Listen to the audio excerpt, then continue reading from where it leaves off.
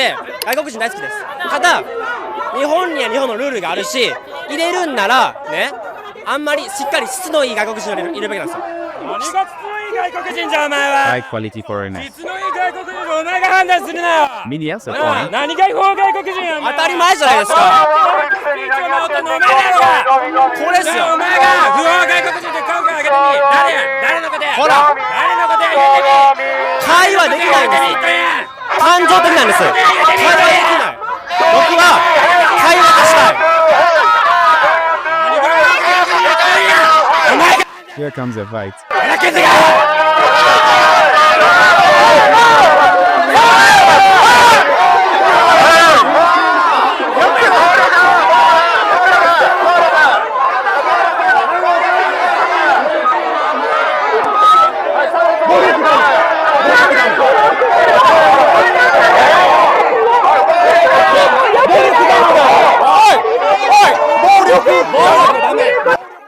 It's a bit strange seeing Japanese do this, but okay. So what you're watching right now is basically a clash between pro-immigration and anti-immigration protesters in Japan, and this is currently a common scene in most countries in 2025. There's also a growing debate as to whether this is fueled by racism or nationalism, the far-right movement. And with what happened between Africa and Japan last month, that whole cultural exchange program fiasco, this debate has become even more intense. So let's see if we can get into the bottom of this. I doubt we can, but let's try. Alright, so far-right movements. Let's talk about that a bit today. Because all around the world, we are beginning to see a rise in nationalist movements, and they are beginning to gain a lot of momentum, mostly because of the same reason: anti-immigration. So in the US, for instance, we have the man himself, Donald Trump, and he has been championing this agenda since forever. And now he claims his borders are impermeable, so he has been able to prevent illegal immigration into the United States. In America, we've taken bold action to swiftly shut down uncontrolled migration. Once we started detaining and deporting everyone who crossed the border and removing illegal aliens from the United States, they simply stopped coming. They're not coming anymore. We're getting a lot of credit, but they're not coming anymore. So Trump is definitely a leading figure in the nationalist movement in the United States. We've also had people like Charlie Kirk, and his message mostly resonated among the younger demographic of Americans. Unfortunately, he was assassinated just last month, most likely for those same deeds. But these movements seem to be getting united globally. For instance, in Argentina, they have their own version of Trump, their president. I think his name is Xavier.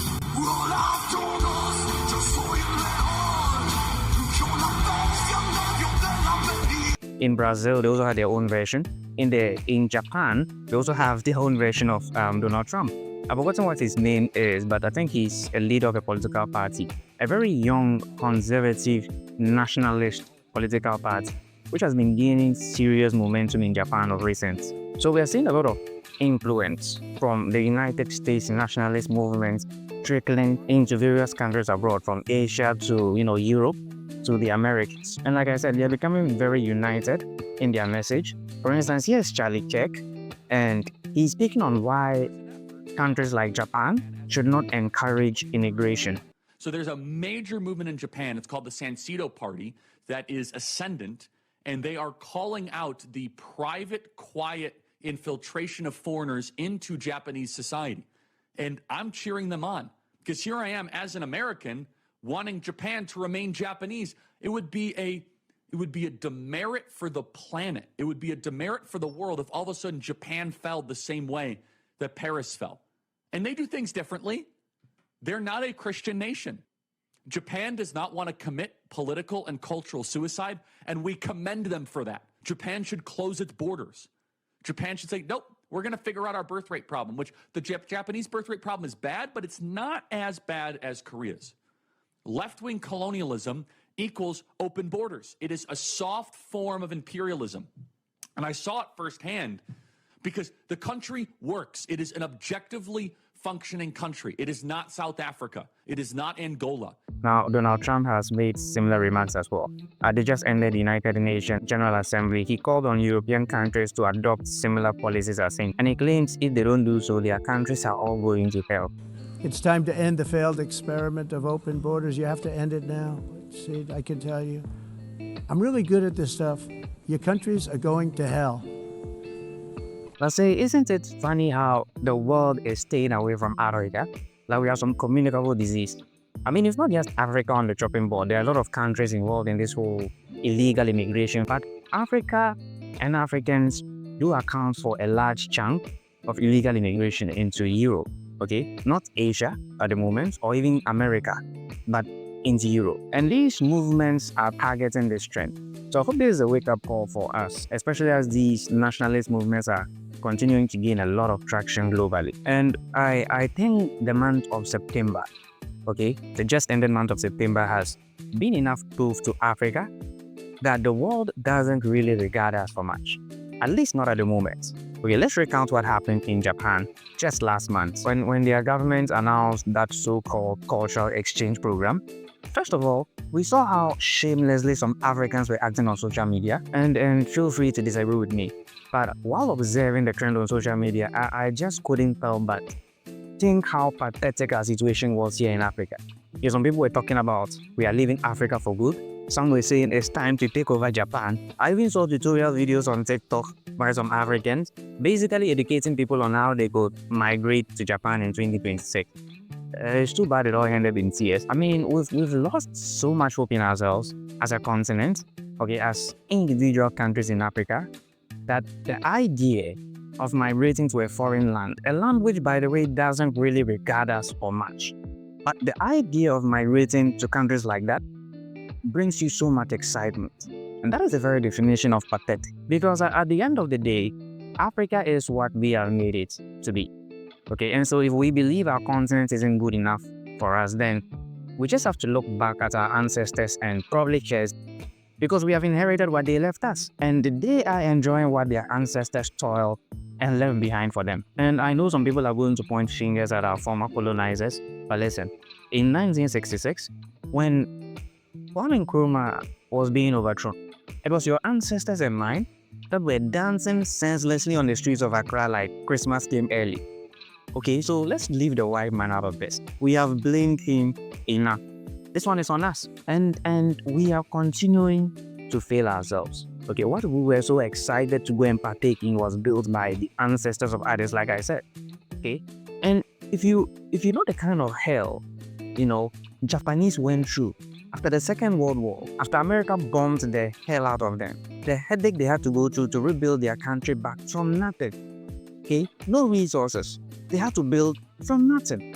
It was hell for all those decades, working hard, and they've been able to build a very, strong, prosperous country.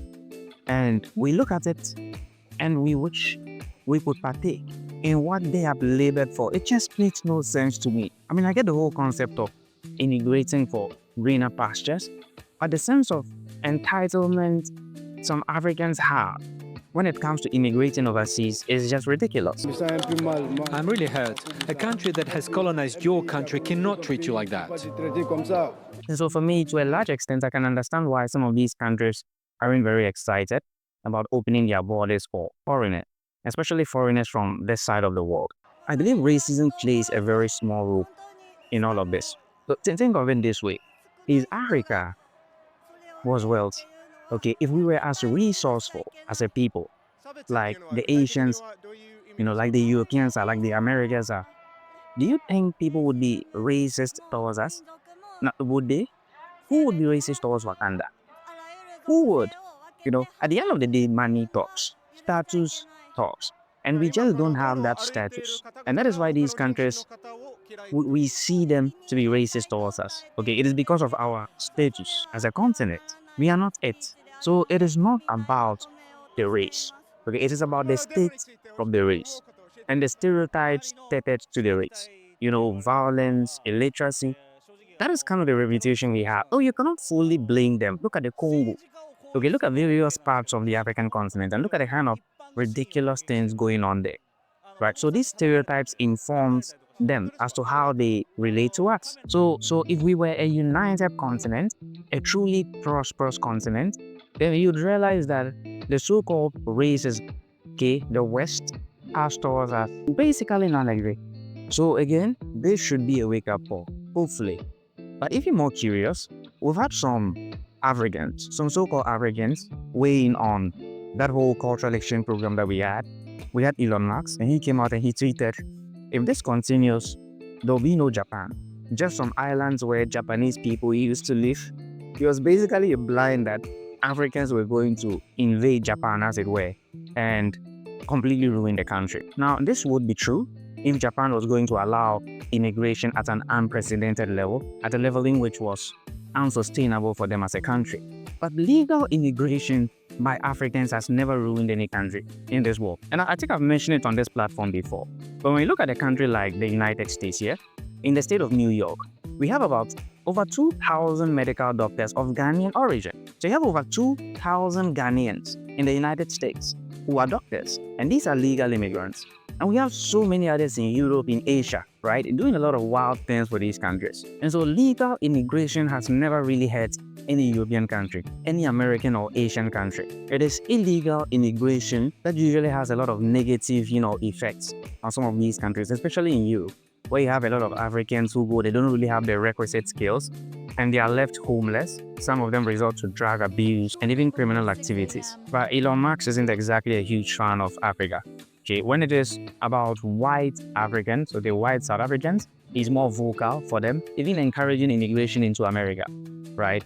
But for some reason, he's not a huge fan of, the broader African continent, even though he himself is African. And you remember that wild goose chase him and Donald Trump went on, accusing South Africa of a white genocide, and they've both been proven wrong. They provided some ridiculous evidence. They came up with pictures that weren't even related to South Africa, trying to prove their claim, but at the end of the day, it was all just false. Yeah. So for Elon Musk, for instance, usually he comes out to speak negatively about the broader African continent, and I understand they have issues in Africa, right? But he's someone who talks so much but provides very little answers or very little solutions to the very things he condemns. But back to the whole Japan fiasco, yeah? Sometime after the announcement of the cultural exchange program, one local media reported that a city was fielding as many as 200 angry phone calls per day.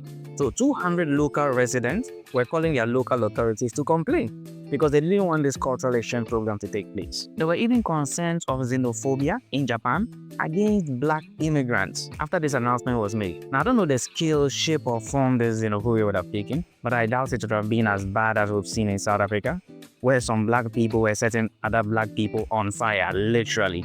Okay, and some of these people weren't even illegal immigrants. They were just migrants who went to South Africa looking for greener pastures, but they were set on fire. I doubt it would have been that bad in Japan, considering the nature of Japanese people in this dispensation. But imagine the whole Japan, a country that is considered to be amongst the friendliest in the entire world in this dispensation. And I keep saying this dispensation because Japan has a very wild history. If you are someone who knows, if you know a little bit about Asia's history, then you know that Japan wasn't always nice. Okay, they bullied everyone in Asia, from Korea to China to Indonesia. Even Russia wasn't spared. Okay, so once upon a time, Japan wasn't very nice, but they've mellowed out, okay? But even so, there are still scars from the past. Like there's a little bit of bad blood between China, Korea, and Japan because of their history. But that hasn't stopped these three countries from doing very good business with each other. As a matter of fact, right after this whole fiasco between Japan and Africa due to this cultural exchange program, they were able to hold a very successful cultural exchange program with South Korea. There was no drama, no protest. It went on very smoothly. And that goes to prove if you're a country that is considered to be on an equal level with them, they don't mind deepening ties with you. They don't mind having deeper cooperations with you. But if you're a so-called third world country, obviously there's going to be a protest like this. If this was, a cultural exchange program between Japan and the United States, this wouldn't have happened. Obviously, it wouldn't have happened. So again, this should be a wake-up call to us Africans. We need to start minding our own business. The days in which we are looking to these countries to develop themselves so that we can go there and live there, people hoping to have permanent residencies in countries, having no sense of shame, no sense of pride, okay, that you want them to build so you can go there and just live your life. But it is time for us to also struggle our own struggle, to build our own continent, so that they too can travel and come here and experience our culture. We want to go there and experience that. We also want to do the same, but they can't come here because we've not really done the needful. We have not built our continent well enough to make it so attractive that people dream about moving here and also living here. And I don't think I even need to say, but moving forward, immigration for Africans is going to be very difficult. And personally, I don't think that is a bad thing. Consider this, okay? If Europeans had the means and freedom to travel unrestricted, okay, free visa, they could travel anywhere across the world. Do you think there would be global concern of mass immigration of Europeans into various countries? Like, would China be concerned that all of a sudden their country is going to get flooded by European immigrants? Absolutely not. It is unthinkable. Either you have a lot of Japanese nationals or Italian nationals or German nationals standing at any country's borders just hoping to get inside. However, if you give Africans the same opportunity, our continent would be empty before you said go. A lot of Africans would leave and they wouldn't even look back. So a lot more Africans would be ready to leave their continent than any other group of people. And for me, that is a problem. Like, that is a serious problem. Because when you have a mentality like this, how do we develop? Like, what hope do we have of ever growth, of ever catching up to the rest of the world? So that is perhaps a reason why a lot of these countries are very skeptical about adopting very lenient immigration policies in their countries. Okay, they want to prevent such instances of mass immigration. And personally, I'm all in for that. Good for them.